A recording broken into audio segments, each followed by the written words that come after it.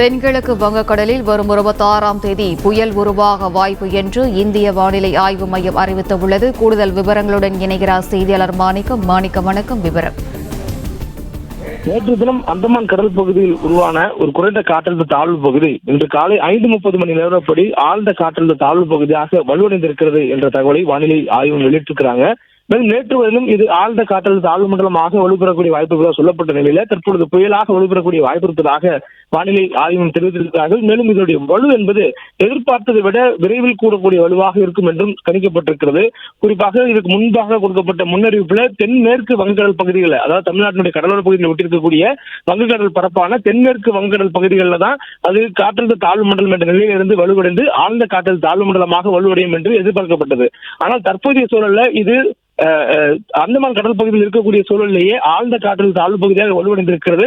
மேலும் தென்கிழக்கு வங்கக்கடல் பகுதிகளிலேயே இது காற்றழுத்த தாழ்வு மண்டலமாக 24ஆம் தேதி வலுவடையும் எனவும் அதற்கு பிறகாக 26ஆம் தேதி வாக்குல புயல் என்ற நிலையை எட்டும் என்று வானிலை ஆய்வு மையத்துடைய கணிப்புல சொல்லப்பட்டிருக்கிறது.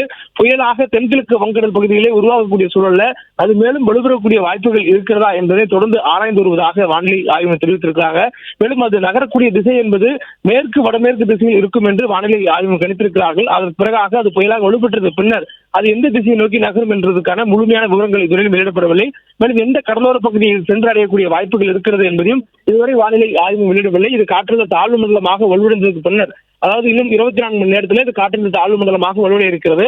அதற்கு பின்னர் இதனுடைய நகர்வு எந்த திசையில் இருக்கும், புயலாக வலுப்பெற்று எந்த கடலோர பகுதியை நோக்கி செல்வதற்கான வாய்ப்பு இருக்கிறது என்பதனை வானிலை ஆய்வையும் பின்வரும் முன்னறிவிப்புகளை தெரிவிக்க இருக்கிறதாகவும் சொல்லியிருக்கிறாங்க.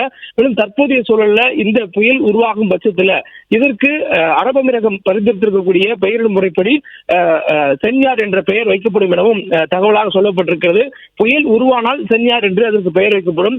ஏறக்குறைய இது புயல் உருவாவது அனைத்து கணினி மாதிரியும் நிச்சயமாக உறுதியாக காட்டுவதனால் இது புயலாக வலுவடையும் என்று வானிலை ஆய்வும் கணித்திருக்கிறார்கள். மேலும் இதனுடைய நகர்வு என்பது மேற்கு வடமேற்கு திசையில் இருப்பதனால் இது தொடர்ந்து நகரக்கூடிய பகுதி இந்தியாவுடைய கிழக்கு கடலோர பகுதியை நோக்கி நகரக்கூடிய வாய்ப்பு இருப்பதனால் அது தமிழ்நாடா, ஆந்திராவா அல்லது ஒரிசாவா என்பது அதனுடைய நகர்வு காற்றழுத்த தாழ்வு மண்டலமாக வலுவடைந்த பின்னரே தெரிய வரும் என்று சொல்லப்பட்டிருக்கிறது.